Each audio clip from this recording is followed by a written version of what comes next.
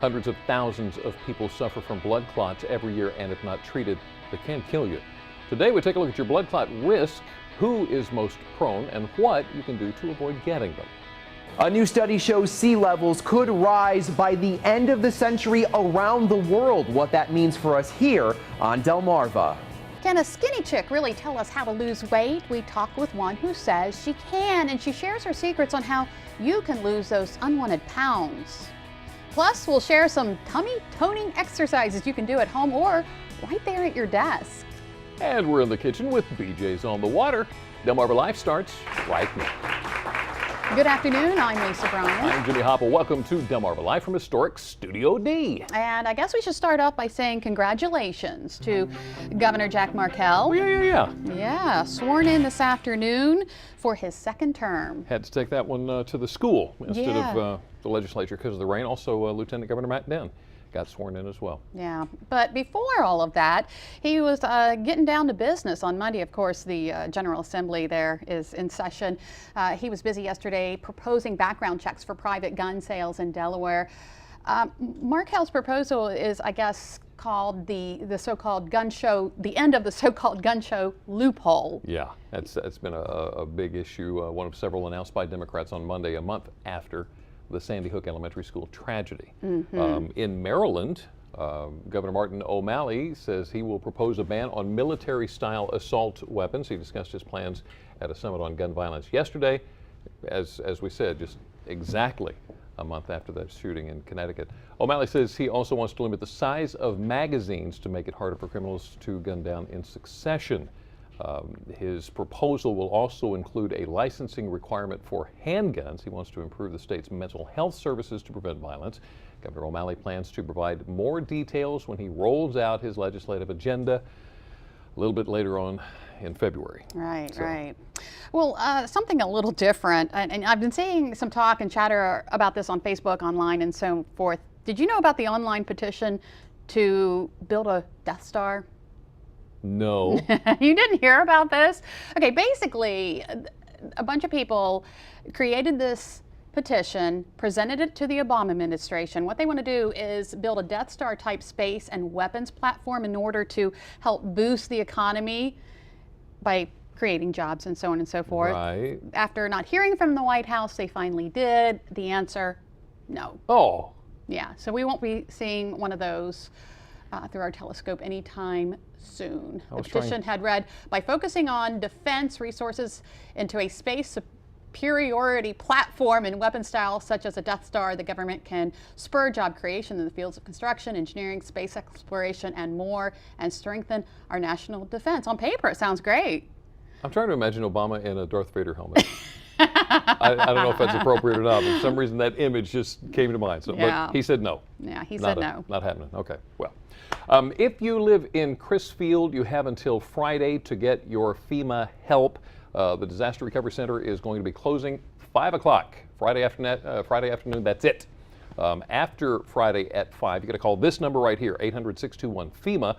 There's also going to be a local recovery group that is opening up in town soon. But if you're working through the FEMA office now, you got until Friday to get your stuff done.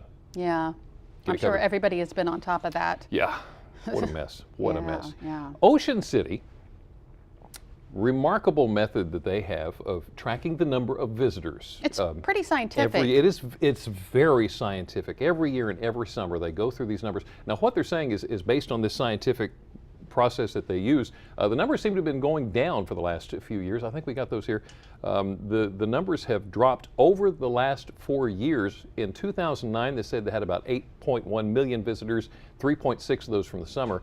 Compared to 2012, only 7.6 million visitors, and over the summer that was about 3.4 million. So you can see the numbers going down. They're based on their highly scientific method of Are you going to try to explain estimating. It's called demo flush.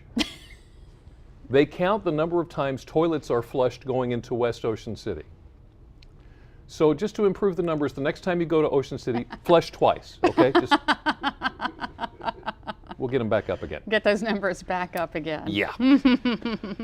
Betsy Robinson is a teacher at Snow Hill Elementary, but her mind is on prom. Now, Betsy noticed the beautiful dresses the girls were wearing to her son's prom. Right. And approached Parkside High School's principal about a donation program that will let girls who couldn't afford a nice dress to wear one anyway. She managed to get 40 dresses together from thrift shop runs, and then a wedding store in Pocomoke, get this, donated 89 more dresses. Wow. Now she's hoping to expand the program to include Worcester and Wycomico County. I know there's a similar program like this, Cinderella's Closet, up in I think Sussex? Seaford. In Isn't Seaford, it? Seaford, yeah. It's a wonderful program. Great idea. But it's interesting. It was her son's prom that kind of made her think about this, and look what it's turned into. Got the gears cranking. Congratulations to her. And speaking of pretty people, Yeah. Yeah. just saying, Miss Delaware, Alyssa Murray, she competed for the Miss America Crown Las Vegas Saturday night. She is there on your far left. As you look. Gorgeous. Didn't make the semifinals, but she did look absolutely beautiful. Miss Maryland, Joanna Guy, did make the top 10. She sure did. So congratulations to you. And I think it was Miss New York who won the title. She got it? Yeah, I didn't watch. I'm pretty sure. Carol doesn't let me watch. So did you hear about this guy in Virginia? This, I don't know why this, okay, let me just show you the story. This guy had to serve jail time over the weekend. Uh-huh. And I'm not sure exactly why, but he had to go to spend his time on the weekends in jail. It happens a lot. He was told, because of a change in procedure there, that he would need to pick up some clean underwear. He'd need 2 sets of underwear to go to jail over the weekends because they don't provide it. Well, apparently that's exactly what he picked up on his way to jail. The problem is a Dollar General store employee in Exmoor saw him take them without paying for them. So he needed them for jail, stole them on the way. Now he's going to be serving more time because of... He figured, hey, I'm going to jail anyway. Why not? Why not? Here, I'll take these. So it's a little bit more. I like white. Thank you.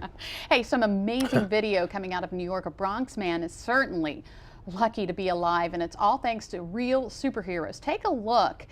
Police say the man was hit and pinned under this taxi. That's when New York's finest sprang into action using their bare hands. Oh my goodness. They're lifting the car up and over, and the man got out. Oh my goodness. Now, the Ford Crown Victoria that pinned the man weighed more than 3,800 pounds. The man was reported in critical condition with head trauma and other serious injuries. It could have been a whole lot worse. But they picked it up. They picked it up. And got him out. Yep. The taxi driver will not face charges.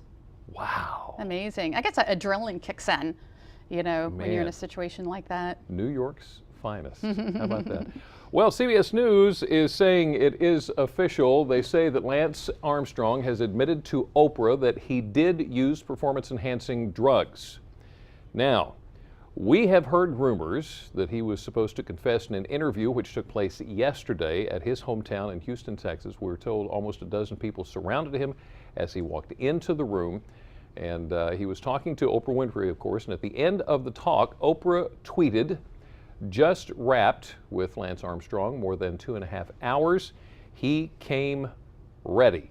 With the truth in hand. With the truth in hand. So you'll be able to see that Thursday. If you have the Oprah Winfrey Network or OWN, you'll be able to see that on Thursday to see exactly Pretty what. interesting. It's going to be interesting to see all of the collateral damage from that. Yeah, had to give up the trophies, may have to repay all the money, and I'm thinking, do I smell a book deal in here somewhere? I don't think I'm going to worry too much about Lance and DB. Who we do care about, Kate and William.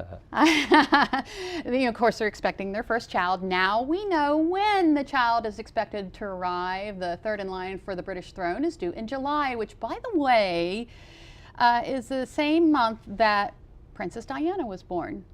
Really? Her birthday is July 1st. The 31-year-old Duchess of Cambridge spent several days in the hospital last month being treated for acute morning sickness. Although acute, oh my goodness, if she was in the hospital, it had to be pretty bad. Yeah. There were a lot of rumors that she was going to have twins because she was so sick, but they're saying now that's not the case. So, Wow. good news for her. How about that? And him.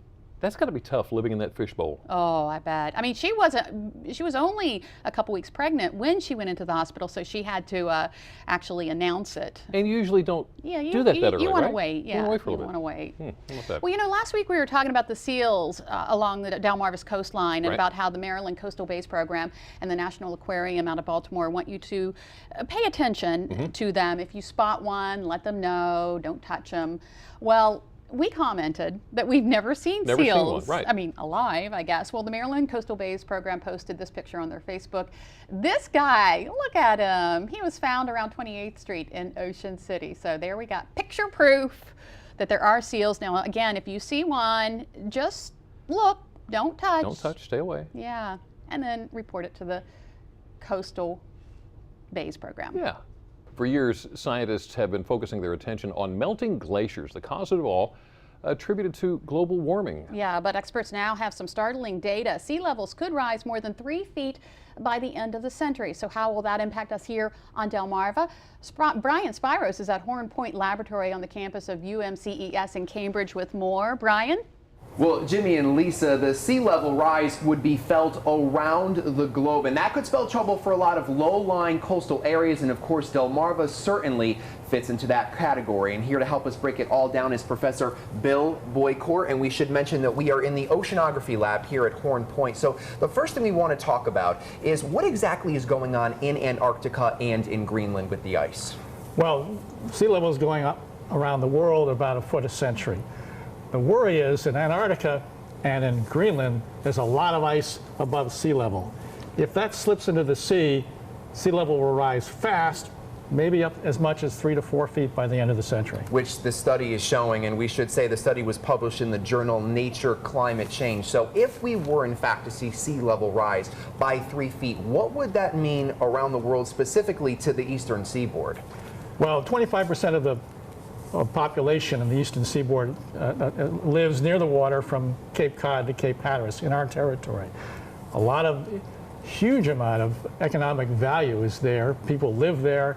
If the water comes up that fast, we're going to have to retreat from the sea level, from the sea coast, and a lot of infrastructure is going to have to be moved, and cities are going to have to be protected, maybe by dams and floodgates. And we have a map up that we're showing the kind of the areas highlighted in red are areas that would see that rise in the sea level. Delmarva, of course, is surrounded, which we're going to get to now.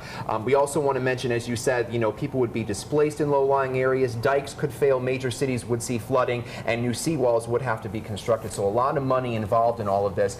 You guys here at Horn Point have done a lot of research on the bay, the waters around Delmarva. What would we see here with a sea level rise of 3 feet? The big worry right here is, while everything is going up around the world, the land in the Bay Area is subsiding about the same level, the same rate the sea level is going up. So our relative sea level rise is twice global. So that's a concern right away. We will have a lot of low-lying land being inundated on a regular basis. Already that's happening. The marshes of the eastern shore we're even losing marshes as a result of sea level rise.